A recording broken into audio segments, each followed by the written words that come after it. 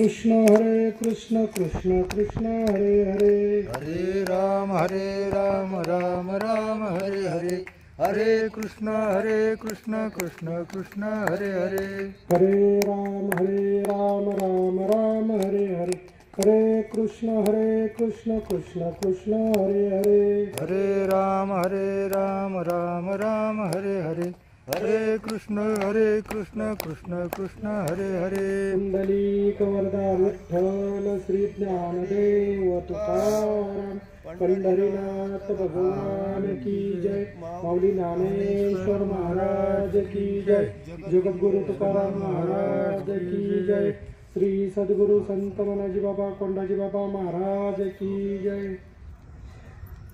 जयाचे नाव तीर्थराव, दर्शनी प्रशिस्तीची ठाव, जयाचे निसंगी ब्रह्म भाव, भ्रांतिसिही महायोग पीठे तटे भीमरत्यम, वरं पुंडरीकाय दातो मुनंद्र, समागत्यादिष्टन्तमानन्दकन्दं, परब्रह्मलिङ्गं भज पाण्डुरङ्गम्, अलङ्कापुरी रम्यसिंहासनस्थं, पदाभोज तेजा स्फुर्दीकप्रदशम्, विधीन्द्रादिदैव सदा सुवानं, समाधिस्थमूर्तिवजनानदेवं, नमामि सद्गुरु शान्तं सच्चिदानन्दविग्रहं, पूर्णब्रह्मपरानन्दं विश्वमानन्दी वल्लभं.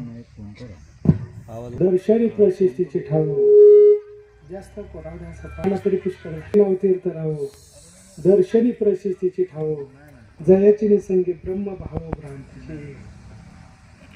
प्रस्तुत प्रवचन सेवेकरता घेतलेली ओवी भावार्थ दीपिका ज्ञानेश्वरीतील 6वा आत्मसंयम योग या अध्यायातील 102 क्रमांकाची अत्यंत महत्त्वाची अशी ओवी आहे.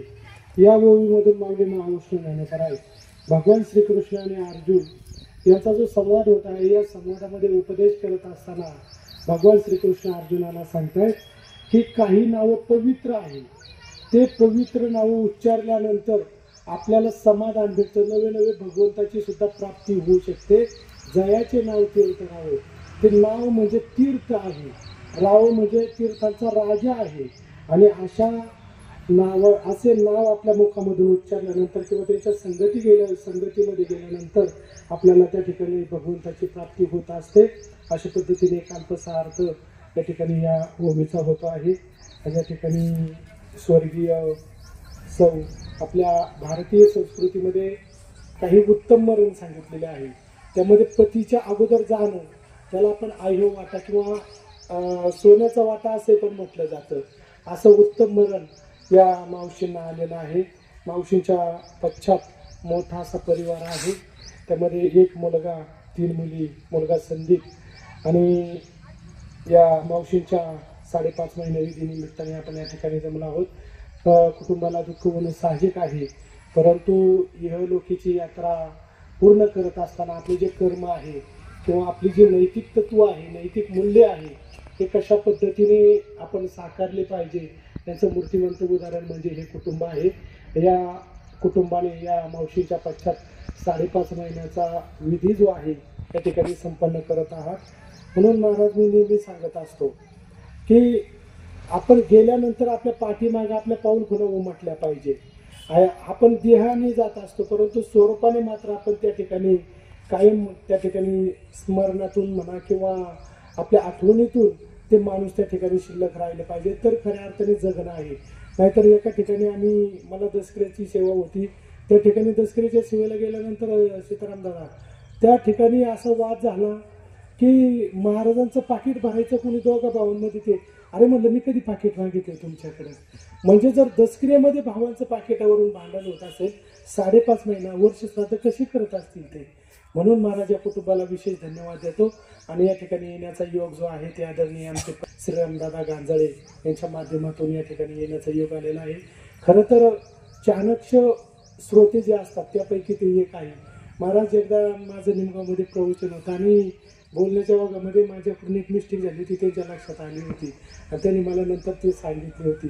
म्हणजे एवढी बारीक म्हणजे श्रवण करणारे श्रोते जे आहे, एवढं बारकावं त्यांच्याजवळ असतं. म्हणून खऱ्या अर्थाने या ठिकाणी अतिशय मंगलमय आणि एक चांगल्या वातावरणामध्ये हा विधी संपन्न झालेला आहे.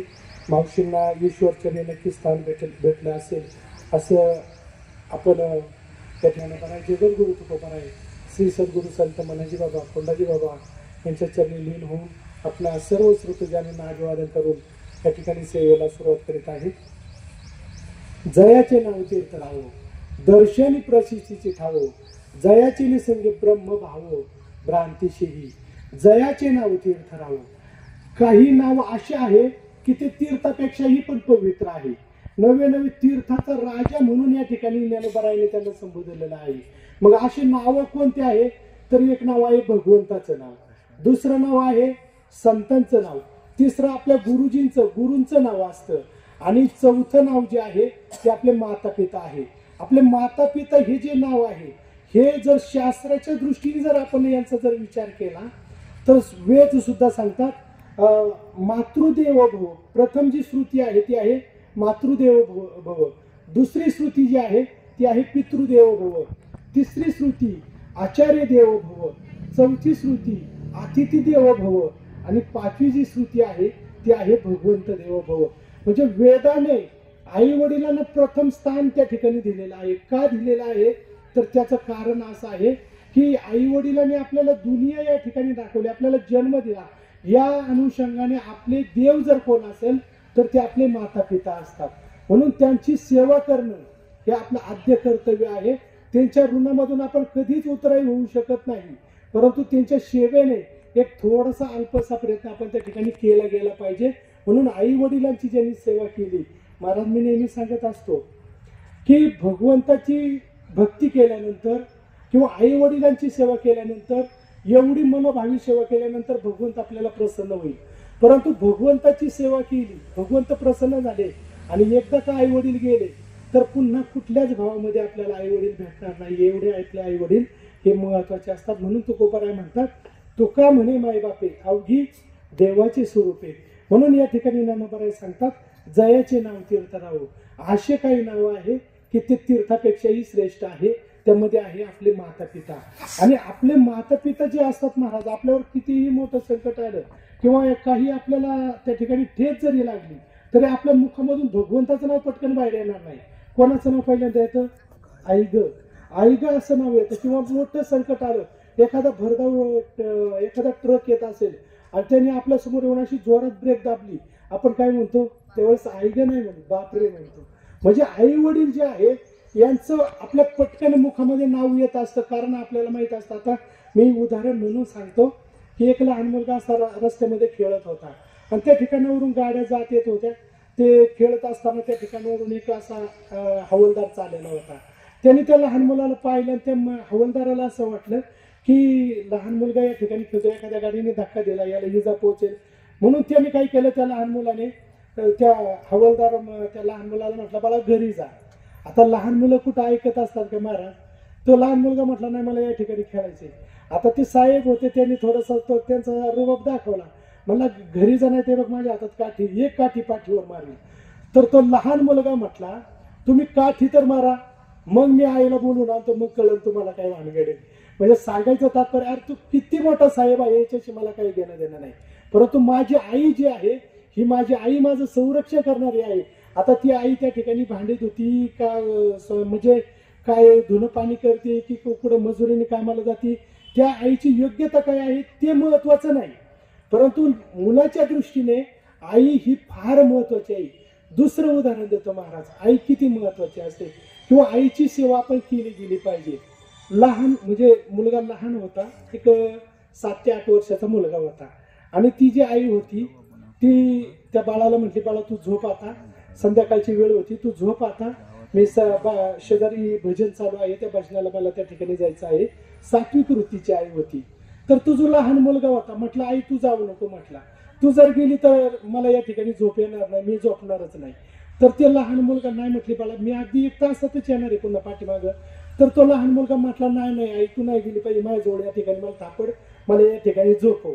आता झोपव म्हटल्यानंतर ती माऊली आता शेवटी मुलाला सोडून कशी जाणार, म्हटली बाळा ठीक आहे नाही जात. त्या ती जी माऊली होती ती माऊली भजनाला गेली नाही, आपल्या बाळाजवळ त्या ठिकाणी झोपली. महाराज ते मला बाळाला झोपवलं, थापडलं वगैरे, भजनाला गेली नाही. काही काळ गेला, 25-30 वर्ष गेले. आणि 25-30 वर्ष झाल्यानंतर ते मुलगा मोठा झाला, त्याचे 2चे 4 झाले, त्याचं लग्न झालं आणि आषाढी वारी होती. आषाढी वारीच्या वेळी त्या आईने सांगितलं मुलाला, म्हटली बाळा आता मी दिंडीला जाणार आहे. तो मुलगा म्हटला आई जाऊ नको, आपल्या घरी भरपूर कामं आहे, या ठिकाणी जर तू जर गेली तर धुणं भांडे कोण करेल, या ठिकाणचे घरचे कामं घर कोण सांभाळेल. ती म्हटली तुझ्या कामाला आग लाव, मी दिंडीला निघून चालेल. ती निघून गेली. माझा प्रश्न पहा, तो लहान मुलगा जो जेव्हा होता ती भजनाला चालली होती, तेव्हा म्हटली तोच लहान मुलगा म्हटला आई भजनाला जाऊ नको, माझ्याजवळ थांब.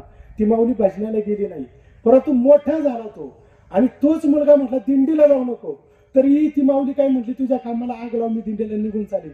याचं कारण काय आहे तुमच्या लक्षात आलं का? कारण असं आहे की तो लहान मुलगा जो जेव्हा होता तेव्हा त्याचं जे प्रेम होतं ते अनन्य भावाने होतं.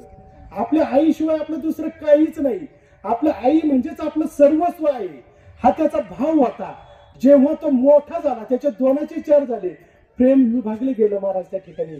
आईवरचं प्रेम बायकोवर गेलं, मुलांवर गेलं, आणि आईचं जे प्रेम आहे मुलावर ते आहे तसंच आहे, परंतु आई त्या ठिकाणी निघून गेली.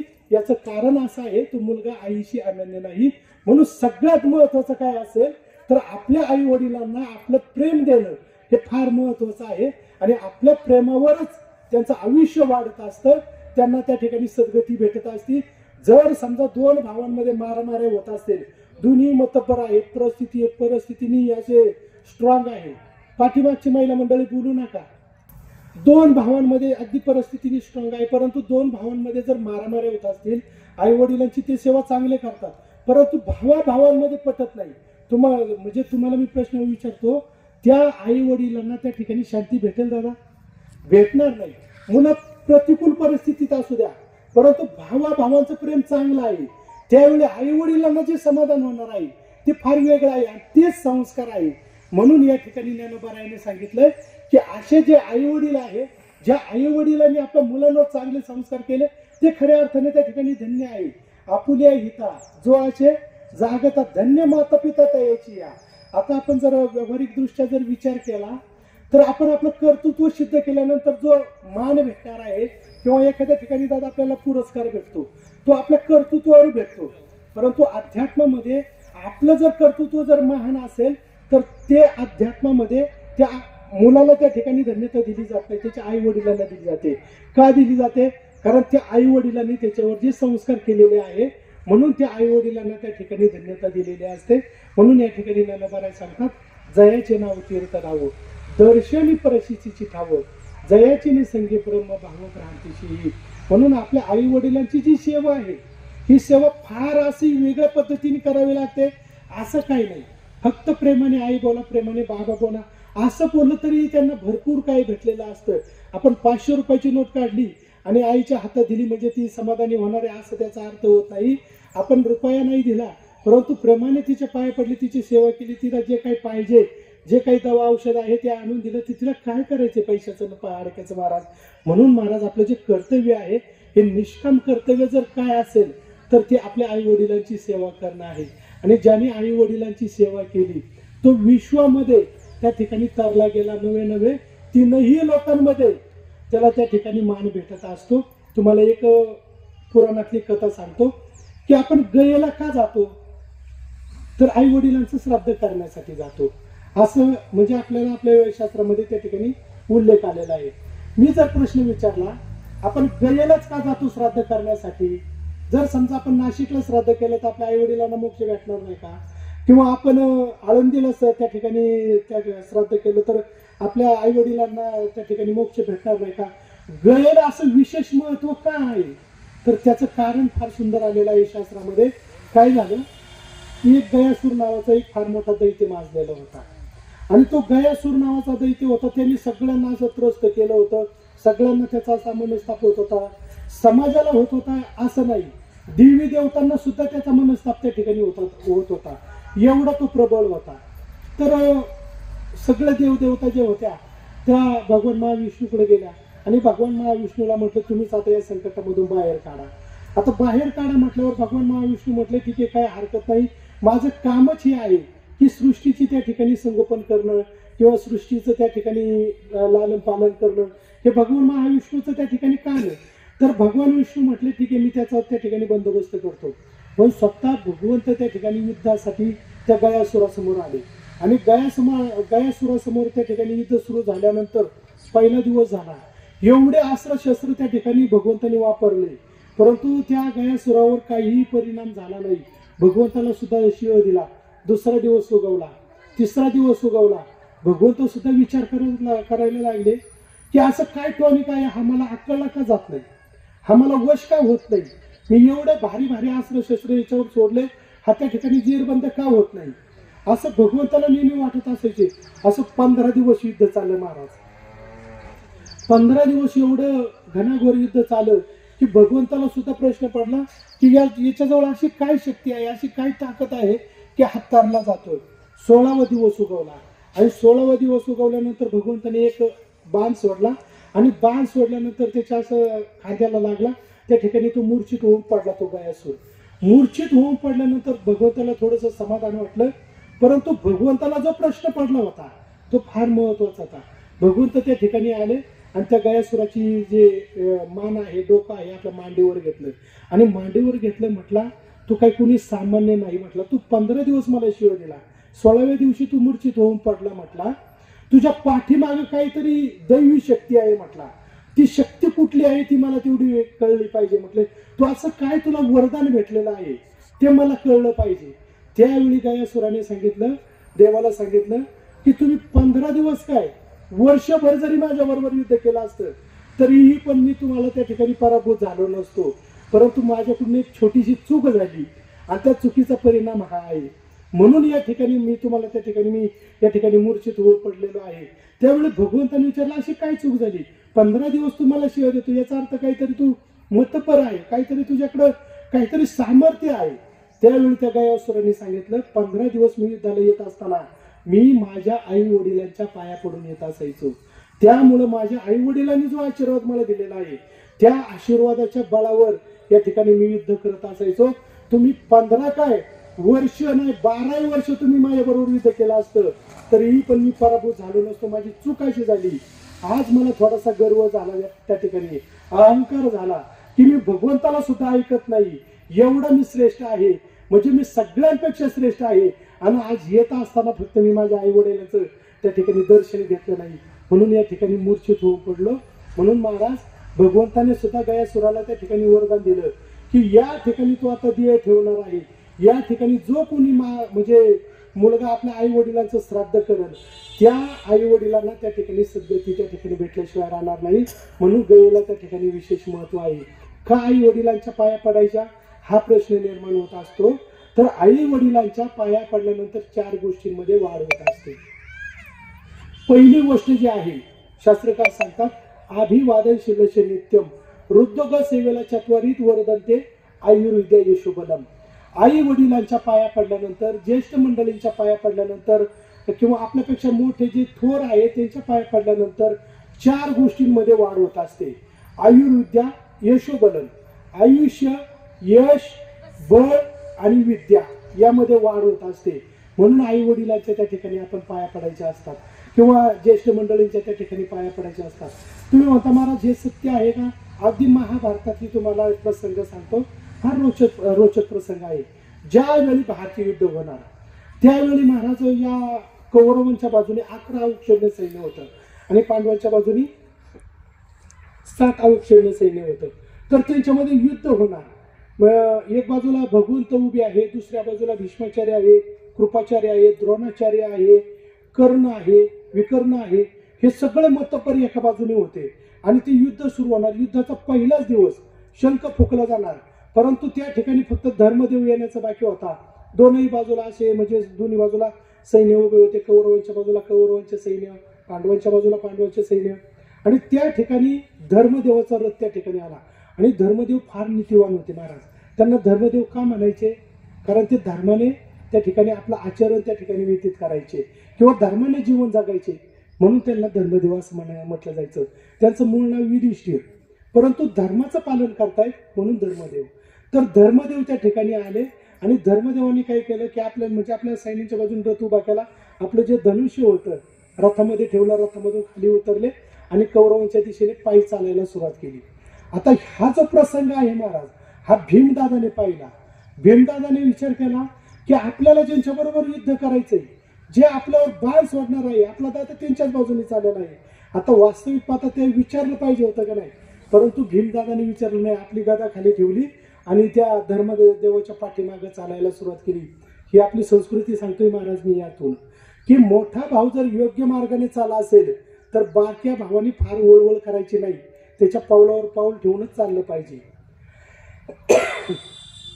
रामायण महाभारत हे कशासाठी सांगायचं, तर हे याचसाठी सांगायचं की आपल्या संस्कृतीचं पालन त्या ठिकाणी झालं पाहिजे. आपला मोठा भाऊ जर चांगल्या मार्गाने जर चालला असेल तर त्याला आपण त्या ठिकाणी विरोध करता कामा नये, त्याच्या पावलावर पाऊल आपण ठेवला पाहिजे. धर्मदेव चालले होते, भीमदादा त्याच्या पाठीमागे चालायला सुरुवात केली. अर्जुनाने आपला बाण ठेवला, धनुष्य ठेवला, अर्जुन सुद्धा चालायला त्याच्या पाठीमागे चालू लागले. नकुल सहदेव सगळे असे त्या ठिकाणी धर्मदेवाच्या पाठीमागे चालत होते, चारही भावंड.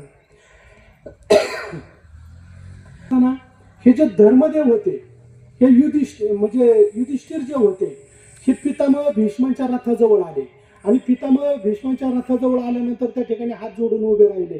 त्यावेळी पितामह भीष्म विचारतायत, धर्मदेव तुम्ही काय शरण आलात काय काय आम्हाला? त्यावेळी भीष्माने धर्मदेवाने मान हलवली, नाही तुम्हाला शरण आलो नाही. मग तुम्हाला युद्धाची भीती वाटते का? म्हटलं अजिबात युद्धाची भीती वाटत नाही. मग तुम्ही या ठिकाणी आलात का? काय काम आहे तुमचं? तुम्ही शरण आला नाही, तुम्हाला युद्धाची भीती वाटत नाही, मग तुम्ही माझ्याकडे का आलात? त्यावेळी त्या धर्मदेवाने सांगितलं, पितामह माझं थोडंसं काम आहे तुमच्याकडे. काय काम आहे? म्हटलं काय ना, रथामधून खाली या. रथामधून खाली आल्यानंतर या धर्मदेवाने आणि चारही भावंडांनी महाराज आपलं जे मस्तक होतं ते पितामह भीष्माच्या पायावरती ठेवलं आणि पितामह भीष्माला सांगितलं की आता आम्ही युद्धाला सुरुवात करणार आहे, फार मोठ्या युद्धाला सुरुवात करणार आहे आणि त्यासाठी आम्हाला तुमचा आशीर्वाद त्या ठिकाणी हवा आहे.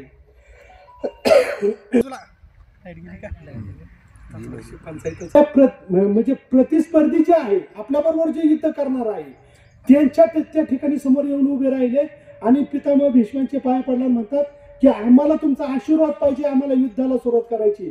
आणि आशीर्वाद देत असताना सुद्धा त्या ठिकाणी पितामह भीष्माने महाराज कुठलाच संकोच मनामध्ये ठेवला नाही. पितामह भीष्माने धर्मदेवाला आणि पाचही भावंडांना सांगितलं, जा माझा तुम्हाला आशीर्वाद आहे, म्हटले तुम्ही युद्धामध्ये यशस्वी वसाल, विजयी वसाल, हा माझा तुम्हाला आशीर्वाद आहे. म्हणून महाराज ज्येष्ठ मंडळींच्या त्या ठिकाणी आपण पाया पडलं गेलं पाहिजे. म्हणून शास्त्रकार सांगतात त्या ठिकाणी आपण दंडवत घातल्यानंतर पाया पडल्यानंतर 4 गोष्टींमध्ये वाढ होत असते. आपण महाभारताच्या प्रसंगामधून पाहिलं. म्हणून आपले आई वडील जे आहे, आपल्या आई वडिलांची सेवा करणं हे आपलं आद्य कर्तव्य आहे. म्हणून या ठिकाणी ज्ञानोबा सांगतात, जयाचे नाव तीर्थ राहो, दर्शनी प्रसिद्धीची ठावो, जयाचे निसंगे ब्रह्म भाव भ्रांतीशी. म्हणजे आपण जीवन जगत असताना आपण काय कमवलं याचा फार विचार करत बसायचं नाही. आपण काय केलं पाहिजे याचा विचार करायचा. आपल्या हातून दुसऱ्याचं नुकसान झालं नाही पाहिजे, आपल्या हातून दुसऱ्याचं वाटोळं नाही झालं पाहिजे. जर हा विचार जर आपण केला तर आपण सतमार्गावर चाललो असा त्याचा अर्थ होत असतो, धार्मिक मार्गावर चाललो असा त्याचा अर्थ होतो. केवळ गण लावला, दुःख लावला म्हणजे आपण परमार्थिक आहोत असा त्याचा अर्थ होत नाही. तर आपण समाजाला किती कामाला येतो. तुका म्हणे फार थोडा तरी परोपकार, आपल्या हातून परोपकार किती घडतो. म्हणून आपला जो हात आहे, हाताचं जर भूषण जर काही असेल तर आपण दान करणं हे आपल्या हाताचं भूषण आहे. हस्तस्य दानम भूषणम, कर्णम श्रवणस्य भूषणम. कर्णाचं जर भूषण जर काही असेल तर श्रवण करणं आहे. कंठाचं भूषण जर काही असेल तर सत्य बोलणं आहे, दुसऱ्याचं हित करणं आहे. हे प्रत्येकाचं हित करणं म्हणजे आपल्याला जी इंद्रिय आहे, आपले जे अवयव आहे, प्रत्येकाचं हित त्या ठिकाणी ठरलेलं आहे. परंतु महाराज आपण काय करत असतो की दुसऱ्याचं वाटोळं कसं होईल त्यावेळी आपल्याला त्या ठिकाणी असतं. म्हणून आपल्या हातून दुसऱ्याचं काहीही वाईट होऊ नये एवढी जरी काळजी घेतली तर ही पण आपली संस्कृती आपल्याला त्या ठिकाणी कळली, आपला अध्यात्म, आपली परंपरा आपल्याला त्या ठिकाणी कळली असं म्हणायला हरकत नाही. बरेच सांगतात, जयाचे नाव तीर्थ राहो. जेव्हा तुमच्या हातून चांगलं कार्य घडेल तेव्हा तुमचं सुद्धा नाव त्या पवित्र नावामध्ये त्या ठिकाणी एक गणलं जाईल. म्हणून तुकोबरायांचं सुद्धा एक फार सुंदर अभंग आहे पहा. तुका म्हणे एका मरणाची सरे, उत्तमाची उरे कीर्ती मागे उत्तम रूपाने जर पाठीमागे जर शिल्लक राहायचं असेल तर आपली जी कीर्ती आहे ही कीर्ती आपण त्या ठिकाणी केलीच गेली पाहिजे. आपलं जे कर्म आहे कर्म सात्विक पद्धतीने त्या ठिकाणी केलं गेलं पाहिजे. आपल्या मुलांवर संस्कार केले गेले पाहिजे किंवा आपल्या हातून म्हणजे समाजाची सेवा त्या ठिकाणी घडलीच गेली पाहिजे. आणि परमार्थ करत असताना महाराज आमचे गुरुवर्य नेहमी सांगतात परमार्थ करत असताना नेहमी वरती पाहावं आणि प्रपंच करत असताना खाली पाहावं. करत असताना खाली पाहावं म्हणजे काय? खाली पाहून चालणं असं त्याचा अर्थ होतो का? शब्दशः अर्थ घ्यायचा नाही. प्रपंच करत असताना खाली पाहावं म्हणजे आपल्यापेक्षा बरेच लोक दुःखी आहे, आपल्यापेक्षा बरेच लोक प्रतिकूल परिस्थितीमध्ये जीवन जगतात, त्यापेक्षा आपल्याकडे भरपूर काही आहे असं आपण कधीतरी मनामध्ये विचार केला पाहिजे. आपल्याला नुसता हव्यास आपल्याला अधोगतीला त्या ठिकाणी कारणीभूत ठरत असतो. एक माणूस असा रस्त्याने चालला होता आणि रस्त्याने चालल्यानंतर असं म्हणजे त्याच्या हातात पायामध्ये चप्पल वगैरे होती आणि रस्त्याने चालला होता. तिच्या जवळून एक सायकलवाला गेला. सायकलवाला गेल्यानंतर तिच्या लगेच मनामध्ये असा प्रश्न निर्माण झाला, भगवंताने आपल्यालाच का अशी परिस्थिती निर्माण केली? आपली सायकल घेण्याची सुद्धा त्या ठिकाणी अवकत नाही की माझ्याच प्रारब्धामध्ये अशी प्रतिकूल परिस्थिती का? असा विचार करत चालला असताना काय झालं की त्याच्या समोरून एक असा कुबड्या घेऊन असा म्हणजे एक पाय नसलेला व्यक्ती येत होता. त्याच्याकडे त्याने पाहिलं आणि त्याच्याकडे पाहिल्यानंतर भगवंताला त्याने हात जोडले. किमान मला हातपाय तरी चांगले दिलेले आहे, याला पायच दिला नाही याची काय अवस्था आहे? म्हणून प्रपंच करत असताना आपल्या वरती पाहायचं नाही, खाली पाहायचं. म्हणजे आपल्यापेक्षा फार दुःखी लोक आहेत त्यांच्याकडे आपण पाहिलं गेलं पाहिजे. आणि परमार्थ करत असताना वरती पाहायचं. म्हणजे आपले जे कोंडाजी बाबा आहेत त्यांनी कसा परमार्थ केला, साधू बाबा वाईकर आहेत त्यांनी कसा परमार्थ केला, तुकोबरायांनी कसा परमार्थ केला, त्यांच्याकडे आपण पाहायचं. त्यांच्याकडे सगळं असताना त्यांनी सगळ्याचा त्याग केला महाराज. वह्या त्या ठिकाणी पाण्यामध्ये बुडवल्या, हे आपण करू शकत नाही. परंतु त्यांच्यासारखं आपल्याला जमल का? जेव्हा हा विचार आपण करू तेव्हा आपल्याला त्या ठिकाणी समाधान भेटल्याशिवाय राहणार नाही. म्हणून प्रपंच करत असताना दुसऱ्याची स्पर्धा कधीच करायची नाही महाराज. ज्ञानोबारायांनी सुद्धा ज्ञानेश्वरीमध्ये एक दृष्टांत फार छान सांगितलं या अनुषंगाने. ज्ञानोबाराय सांगतात की ऊसतोड कामगार होता आणि तो ऊसतोड कामगार काय करायचा, दिवसभर त्या ठिकाणी शेतामध्ये त्या ठिकाणी जायचा, ते कोणाचा ऊस असेल ते ऊस तोडायचा आणि ऊस तोडल्यानंतर ते जे वाड निघायचं ते वाड आपल्या गाडीमध्ये भरायचं आणि वस्तीवर जाऊन त्या ठिकाणी विकायचं. तर असं म्हणजे ते त्याचा नित्य ठरलेला होता. एक दिवसाचा प्रसंग असा आहे, ज्ञानोबारायांच्या दृष्टीने ते फार सुंदर आहे. एक दिवसाचा प्रसंग असा आहे की तो एका वस्तीवर गेला होता आणि वस्तीवर गेल्यानंतर एका शेतकऱ्याने ते वाड संपूर्ण गाडी खाली करून घेतली. आता तो शेतकरी होता, फार मोठा शेतकरी होता. त्याच्या म्हणजे त्या गोठ्यामध्ये 20-25 अशा त्या ठिकाणी जनावरं होते आणि फार मोठा बंगला होता. तर शेतकरी हा राजा असतो महाराज, मनाने दिलदार असतो.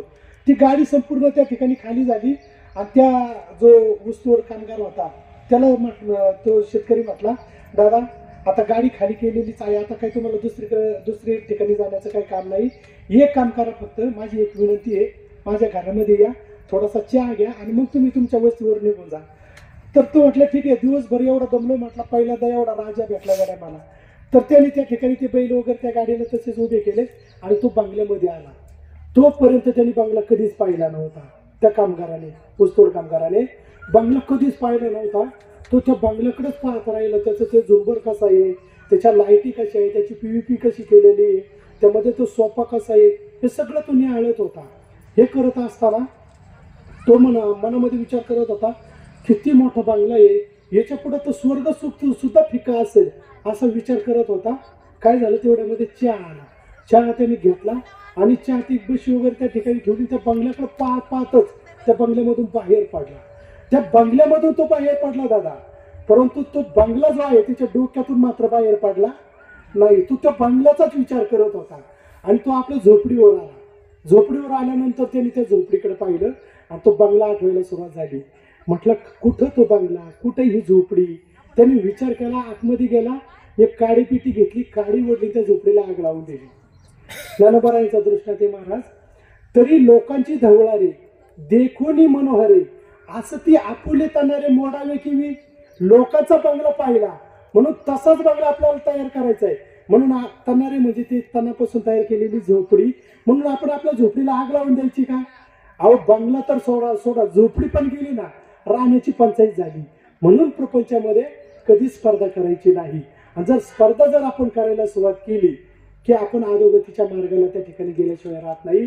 म्हणून या ठिकाणी ज्ञानोबा सांगतात, आपलं नाव जर उज्ज्वल करायचं जर असेल आपल्याला, तर त्या ठिकाणी आपलं जे कर्म आहे हे कर्म फार महत्वाचं आहे.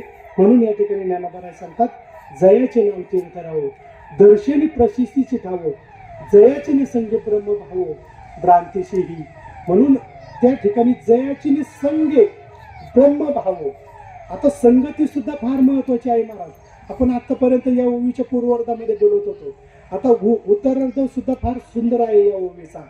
जयाची निसंगे ब्रह्म भाव. चांगल्या लोकांच्या संगतीमध्ये गेल्यानंतर आपला जो ब्रह्म भाव जो आहे, आपली जी सात्विक वृत्ती आहे, ही सात्विक वृत्ती त्या ठिकाणी जागृत होत असते. म्हणून संगती सुद्धा फार महत्वाची आहे. म्हणून प्रपंच करत असताना पतीला पत्नीची संगती फार महत्वाची आहे. सात्विक वृत्तीची पत्नी जर असेल तर प्रपंच चांगला होतो. प्रपंच करत असताना पतीला पत्नीची संगती फार महत्वाची आहे, किंवा पत्नीला पतीची संगती फार महत्वाची आहे. पती सुद्धा तेवढा सात्विक पाहिजे, नाहीतर पती जर लिजिम खेळत जर येत असेल तर काय उपयोग आहे त्याचा. म्हणून प्रपंच करत असताना पती पत्नीची एकमेकांना संगती ही फार महत्वाची आहे. आणि परमार्थ करत असताना वारकऱ्यांची संगती ही फार महत्वाची आहे. वारकऱ्यांच्या संगतीमध्ये जर गेलो तर नाही काही आपल्याला भेटलं, किमान आपण व्यसनाधीन तर होणार नाही, काही व्यसन तर वाईट आपल्याला लागणार नाही. म्हणून वारकऱ्यांची संगती फार महत्वाची आहे. त्यामध्ये प्रपंच करत असताना पती पत्नीची संगती ही फार. आणि एखादी जर मुलगी लग्न झाल्यानंतर आपला अधिकार बजावण्यासाठी जर त्या कुटुंबामध्ये आली तर त्या कुटुंबाचं स्मशान झाल्याशिवाय राहत नाही. परंतु एखादी मुलगी लग्न झाल्यानंतर आपलं कर्तव्य बजावण्यासाठी जर त्या घरामध्ये आली, लक्ष्मीच्या पावलाने आले, आपण तिला लक्ष्मीच्या पावलाने म्हणतो, तर त्या घराचा स्वर्ग झाल्याशिवाय राहणार नाही. म्हणून तुकोबाराय सांगतात की महिलांची जी भक्ती आहे महाराज, महिलांनी एक वेळेला नाही मंदिरात गेलं फार काही बिघडणार नाही, महिलांनी नाही वारी केली फार काही बिघडणार नाही, परंतु महिलांनी आपल्या मुलांवर चांगले संस्कार केले पाहिजे, ही तिची भक्ती आहे. महिलाने आपल्या पतीच्या आज्ञेचं पालन केलं पाहिजे, ही तिची भक्ती आहे. म्हणून तुकोबाराय सांगतात, तुका म्हणे पतिव्रता तिची देवावरी सत्ता. जी पतिव्रता आहे तिची देवावरती सत्ता आहे. तिने देवळात जावंच असं काही नाही, गेलं तर चांगलंच आहे, परंतु जावंच असं काही त्या महिलेला दंडक नाही. परंतु आपल्या मुलांवर संस्कार करत असताना अशा पद्धतीने करायचं की ज्यावेळी बळीराजाला पाताळामध्ये घातलं, भगवंताने पाय दिला बळीराजाच्या मस्तकावर आणि पाताळामध्ये घातलं, त्यावेळी बळीराजाची आई त्या ठिकाणी आली. आणि आल्यानंतर भगवंत सुद्धा घाबरले, कारण ती पतिव्रता होती. ती काय शब्दाने सांगता येत नाही, भगवंताला सुद्धा भीती वाटली. त्यावेळी त्या बळीराजाची आई म्हटली, मी तुला शाप द्यायला आलेली नाही, तू घाबरू नको अजिबात. त्यावेळी त्या बळीराजाच्या आईने भगवंताला अगदी छाती ठोकपणे सांगितलं, बली हुई सती नाही गई राजा विरोचन के साथ, आईचा पुत्र पैदा किया की प्रभू पसारे हात. त्यावेळी सती जाण्याची प्रथा होती महाराज पती गेल्यानंतर. परंतु त्या बळीराजाच्या आईने काय केलं, देवाला सांगितलं की मी यासाठी सती गेले नाही, माझा मुलगा लहान होता, त्याला मी जन्म दिला, हे फार विशेष कर्तृत्व नाही, परंतु त्याला असं घडवलं की भगवंताला भीक मागावं लागली, असा मी मुलगा तयार केला. हिचा म्हणजे हे जे अंतकरण आहे हे आईचं अंतकरण आहे महाराज. म्हणून महिलांची भक्ती सांगतोय की महिलांनी मंदिरात जावंच असं काही नाही, परंतु कुटुंब अशा पद्धतीने तयार केलं गेलं पाहिजे. पतीची सेवा ही महिलांची भक्ती आहे. रामायणातला प्रसंग सांगतो पहा, की ज्यावेळी रामाचं आणि रावणाचं युद्ध चालू होतं आणि युद्ध चालू असताना त्या ठिकाणी लक्ष्मणाला शक्ती लागली. शक्ती लागल्यानंतर ते सुशांत वैद्य वगैरे ते त्या ठिकाणी आले आणि आल्यानंतर त्यांनी सांगितलं की जी याच्यावर जी वनस्पती आहे किंवा जे औषध आहे ते या ठिकाणी भेटणार नाही, हे हिमालयातच भेटणार.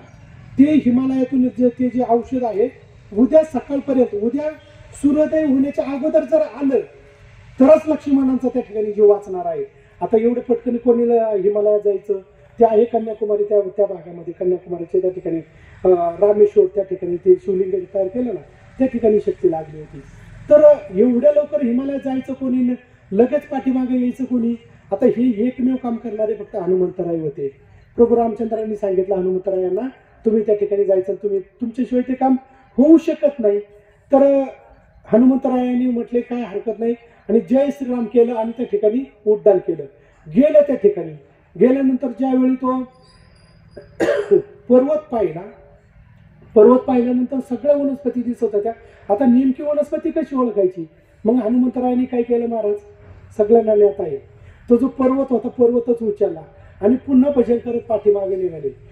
पाठीमागे निघाल्यानंतर ज्यावेळी अयोध्येच्या त्या भागामधून येत होते, हा जो प्रसंग आहे, कुणीतरी एक पर्वत घेऊन चाललेला आहे असं दृश्य भरतराजाने पाहिलं आणि भरतराजाच्या मनामध्ये आलं की माझ्या भावावर कुणीतरी संकट घेऊन त्या ठिकाणी चाललेला आहे. म्हणून भरतराजाने काय केलं, तो बाण काढला आणि बाण असा जोडला, ते सण करत असं सोडला. तो जाऊन बाण हनुमंतरायांच्या मांडीला त्या ठिकाणी लागला. हनुमंतराय त्या ठिकाणी खाली कोसळले आणि कोसळल्यानंतर ज्यावेळी खाली कोसळले तरीही पण हनुमंतरायांचं भजनच चालू होतं. जय राम श्रीराम, जय जय श्रीराम असं भजनच चालू होतं. तर त्या ठिकाणी भरतराजा आला. भरतराजांना असं वाटलं हा आपल्या दादाचा कुणी दुश्मन नाही, आपल्या दादाचा कुणीतरी सेवक आहे, कुणीतरी भक्त आहे. म्हणून हनुमंतरायांची त्या ठिकाणी विचारपूस केली आणि हनुमंतरायांनी सगळा प्रसंग सांगितला. लक्ष्मण दादाला शक्ती लागली वगैरे सगळं, परंतु तुम्ही हे विघ्न आणलं का? जर उद्या सकाळपर्यंत मी त्या ठिकाणी नाही पोहोचलो तर लक्ष्मण दादांच्या जीवाला त्या ठिकाणी धोका आहे. तुम्हाला काय गरज होती बाण सोडायची? तर उद्या सकाळपर्यंत, उद्या सूर्योदय होण्याच्या अगोदर मी जर नाही गेलो तर त्या ठिकाणी लक्ष्मण दादांच्या जीवाला धोका आहे. आता हे जे वाक्य होतं, हे वाक्य उर्मिलेने ऐकलं. उर्मिला कोण होती महाराज? लक्ष्मणाची बायको होती. लक्ष्मणाची बायको होती उर्मिला आणि महान पतिव्रता होती महाराज ती. तर तिने हे वाक्य ऐकल्यानंतर हनुमंतरायांना म्हटले काय म्हणता तुम्ही? उद्या सकाळपर्यंत, उद्या सूर्योदय होईपर्यंत जर तुम्ही नाही पोहोचले तर त्या ठिकाणी माझ्या पतीच्या जीवाला धोका आहे ना. मी सूर्याला आज्ञा करते, त्याची काय माय वेळी जोपर्यंत मी सांगत नाही तोपर्यंत सूर्य उगवत नाही. तुम्ही बिनधास्त म्हणजे ही वनस्पती घेऊन जा. म्हणजे ही जी सामर्थ्य जे आहे हे पतिव्रतेचं सामर्थ्य आहे. म्हणून तुकोबाराय सांगतात, तुका म्हणे पतिव्रता तिची देवावरी सत्ता. म्हणून प्रपंच करत असताना पत्नी अनुकूल पाहिजे. जर पत्नी अनुकूल नसेल तर काय होतं? संपूर्ण रामायण आपल्या लक्षात येईल महाराज. रामायणातलाच दुसरा प्रसंग जोडून देतो पहा, की ज्यावेळी कैकेयीने दशरथ राजाजवळ मागितलं की मला तुम्ही 2 वरदान सांगितले होते, 2 वर मागायला सांगितले होते, तर ते वर मागायची वेळ आली. पहिल्या वराने सांगितलं प्रभू रामचंद्रांना वनवास आणि दुसरा वर जो होता तो भरताला राज्य. असे 2 वर होते. त्यावेळी हा दशरथ राजा होता. दशरथ राजा म्हटला मी तुझ्या पाया पडतो, म्हटला मी भरताला राज्य द्यायला तयार आहे, भरताला गादीवर बसवायला तयार आहे, फक्त एक आठ माझी त्या ठिकाणी शीतल कर. कुठली? की प्रभू रामचंद्राला वनवासाला पाठवू नको, फक्त मी तुझ्या पाया पडतो. आणि महाराज शास्त्रांनी सांगितलं पत्नीच्या पाया पडायचा नसता, तो अधर्म असतो. परंतु शास्त्र असंही सांगतं देव जोडावा तरी करावा अधर्म, अंतरी ते कर्म न आचारावे. जर आपल्याला भगवंताची जर प्राप्ती होत असेल तर त्या ठिकाणी अधर्म केला तरी चालतो. म्हणून त्या ठिकाणी दशरथ राजा पाया पडतायत. काही तू फक्त तेवढी एक आठ शीतल कर. काही ऐकलं नाही महाराज. व्हायचा तो प्रसंग झाला. प्रभू रामचंद्र वनवासाला निघून गेले आणि पाठीमाग दशरथ राजाने राम राम करत त्या ठिकाणी दिय ठेवला. मला सांगायचं असं आहे महाराज की ज्या अयोध्येमध्ये कैकेयीला दशरथ राजा असताना ज्या अयोध्येमध्ये शुभ कार्याला औक्षण करण्यासाठी कैकेयीला बोलवलं जायचं, मानाने बोलवलं जायचं, सन्मानाने बोलवलं जायचं, परंतु ज्यावेळी दशरथ राजा त्या ठिकाणी गतप्राण झाला, कोणामुळे झाला हे सगळ्यांना माहित आहे, तर त्यावेळी त्या कैकेयीचं तोंड पाहिलं तर अयोध्येमध्ये अपशकुन मानायला सुरुवात केली. म्हणजे पती जीवनामध्ये किती महत्वाचे आहे. म्हणून पतीची सेवा ही फार महत्वाची आहे. ज्यांनी आपल्या पतीची सेवा, आपल्या मुलांना चांगले संस्कार केले त्याचे नाव तीर्थराव. म्हणजे असे जे नाव आहे ते नाव खरोखर पवित्र असतात. म्हणून पुण्यवंत व्हावे घेता सज्जनांची नावे.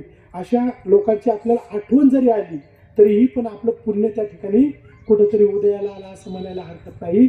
आणि जर समजा एखादा नास्तिक असेल त्याचं कुटाळं करण्यापेक्षा त्याचं विषय त्या ठिकाणी घ्यायचा नाही, किंवा त्याचं नाव सुद्धा त्या ठिकाणी घ्यायचं नाही.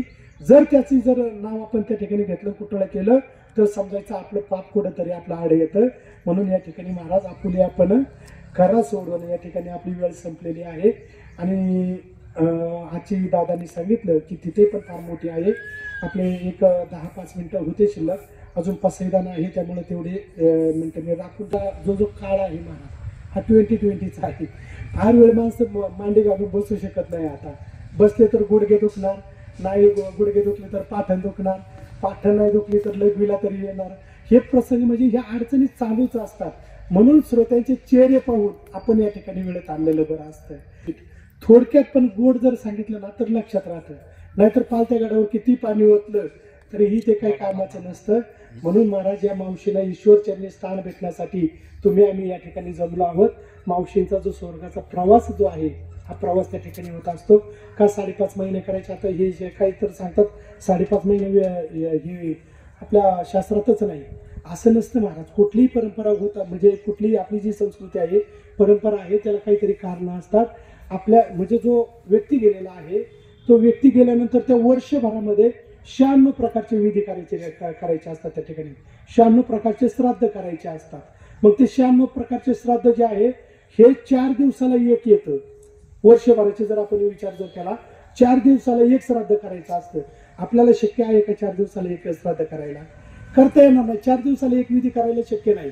म्हणून आपण काय करत असतो की प्रत्येक महिन्याला करत असतो. तो एक यजमान बोलायचा, त्याला त्या ठिकाणी अन्नदान करायचं आणि 550 प्रत्येक महिन्याचा हा जो विधी करत असतो याचा संकल्प सुद्धा आपल्याला सोडायचा असतो, परंतु तो वर्षाच्या आत सोडायचा असतो. म्हणून त्याचा मध्य साधला आणि 5.5 महिने आपण त्या ठिकाणी घेतलेले आहे. म्हणून 5.5 महिने अशा अनुषंगाने आपण त्या ठिकाणी करायचं असतं. ते जे आता या ठिकाणी ब्राह्मण काका वगैरे येऊन त्या ठिकाणी ते जे संकल्प वगैरे आपल्याकडून सोडून घेतात आणि त्या आत्म्याला ते म्हणजे सद्गती लावावी या अनुषंगाने त्या ठिकाणी मंत्रोच्चार त्या ठिकाणी करत असतात. आणि सगळ्यात महत्त्वाचं म्हणजे एखाद्याच्या नावाने जर आपण अन्नदान केलं तर त्याला अधिकचं त्या ठिकाणी पुण्य त्या ठिकाणी प्राप्त होत असतं. आपण जर ज्ञानदान त्या ठिकाणी केलं तर त्या आत्म्याला त्या ठिकाणी पुण्य प्राप्त होत असतं. म्हणून अन्नदान आणि ज्ञानदान म्हणजे प्रवचन असो कीर्तन असो याचं आयोजन नियोजन आपण या ठिकाणी केलेलं असतं. म्हणून या मावशींना ईश्वरचरणी स्थान भेटावं, त्यांना सद्गती भेटावी हीच आपली प्रार्थना आपण विपස්සनाच्या माध्यमातून या ठिकाणी करणार आहोत. या ठिकाणी येण्याचा योग जो आहे आदरणीय आमचे श्रीरामदादा गांजाळे यांच्या माध्यमातून या ठिकाणी येण्याचा योग आलेला आहे.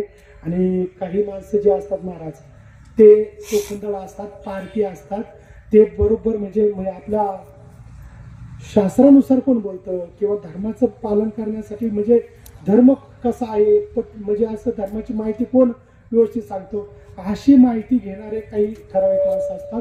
त्यापैकी या आदरणीय श्रीरामदादा गांजाळे आणि त्यांच्या माध्यमातून त्यांच्या आज्ञेतून त्या ठिकाणी येण्याचा योग आलेला आहे. कदाचित माझ्याकडून बोलण्याच्या योगामध्ये एखादा चुकीचा शब्द गेलेला असेल. मी सुरुवातीलाही तुम्हाला सांगितलं एकदा माझ्याकडून चुकीचा शब्द गेला, त्यांनी मला ती जाणीव पण करून दिली होती.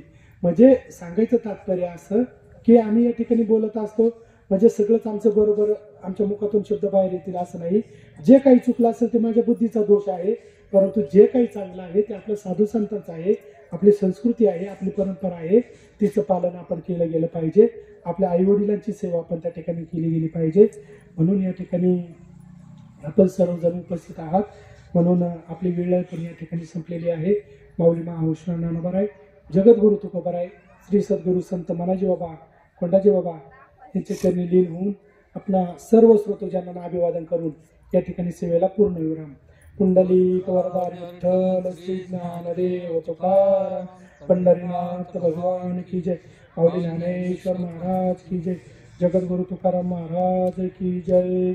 आता विश्वात्मके रे तेने वागिरने कोसावे, तो सोनी मग द्यावे पसायने. आज या ठिकाणी आपण अखंड सौभाग्यवती रंजना प्रकाश जुन्नरे यांच्या 5.5 महिन्याच्या निमित्तानं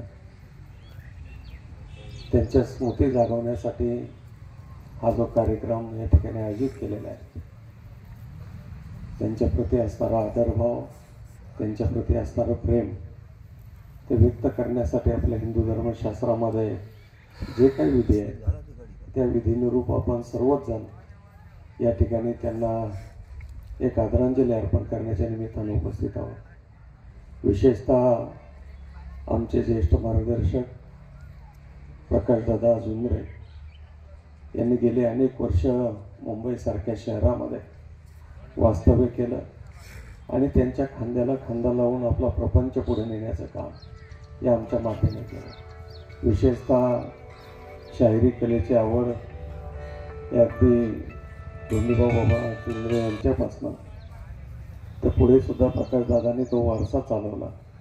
आपला उद्योग व्यवसाय सांभाळून संपूर्ण महाराष्ट्रभर एक वेगळ्या प्रकारची समाज जागृती करण्याचं काम त्यांनी केलं. आणि ज्या वेळेस दादा बाहेर जायचे त्यावेळेस सगळं कुटुंब पाहायची जबाबदारी या मातेवरती यायची. आणि गावाला आल्यानंतर सुद्धा शेती मुलं सगळं सांभाळत त्यांनी या ठिकाणी आपला प्रपंच पुढे नेला. आमचे तरुण सहकारी संदीप जुंद्रे यांनी गेले अनेक वर्ष या मंचर शहराचं शिवसेना शहर प्रमुख पद भूषवलं आणि त्यांनी सुद्धा या मंचरच्या जडणघडणीमध्ये कार्यकर्ते जोडण्यामध्ये जी काही भूमिका बजावली. म्हणजे हे जे सगळं माणूस करतो ते सगळं करत असताना आपल्या आईवडिलांकडनं काही संस्कार काही शिक्षण घेऊन येतो. संदीपला सुद्धा ते संस्कार आईकडनं मिळाले, प्रकाशदादांकडनं मिळाले. म्हणजे अशा पद्धतीनं या संस्कारित कुटुंबातनं एक अचानकपणानं ही माता सोडून गेली. त्यांच्या जाण्यानं त्या कुटुंबावरती दुःख होणं तर नक्कीच साहजिक आहे. परंतु शेवटी प्रत्येक मनुष्य जन्माला आल्यानंतर एक ना एक दिवस आपण जाणारच आहोत. परंतु त्याच्या पुढच्या वारसदारांनी, मुलांनी, नातेवाईकांनी, कुटुंबियांनी आज ज्या पद्धतीनं आपण 5.5 महिने केलेले आहेत त्याच पद्धतीने वर्षश्राद्ध असेल किंवा इतर सगळे विधी असतील, बाकी आपण आपल्या वडिलांना काही देऊ शकत नाही. पण त्यांच्या पश्चात प्रत्येक वर्षाला आपल्या परिसरातील आपले सगळे नातेवाईक असतील, भाऊबंद असतील, सगळे परिसरातील मित्रमंडळी असतील. महाराज आम्हाला थोडा यायला उशीर झाला त्यामुळे आपले विचार ऐकता आले नाही. परंतु असं काहीतरी प्रबोधनाचं या व्यक्तीच्या विचाराच्या निमित्तानं, स्मरणाच्या निमित्तानं काहीतरी जागर झाला तर निश्चितच त्या पद्धतीनं त्या व्यक्तीचंही नाव पुढे चालतं. आणि हीच खरी त्या मुलांची एक शिकवण असते, ती परंपरा आपण पुढे चालवायची असते. आणि मला खात्री आहे संदीप निश्चित पद्धतीनं या संस्काराची शिकवण घेऊन पुढे चालेल.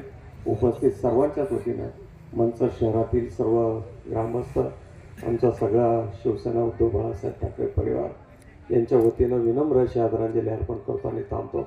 ओम शांती. माणसाचं जीवनमान लांबवता येतं पण मृत्यू हा टाळता येत नाही. आणि आमच्या प्रकाशदादांना आयुष्यभर साथ दिली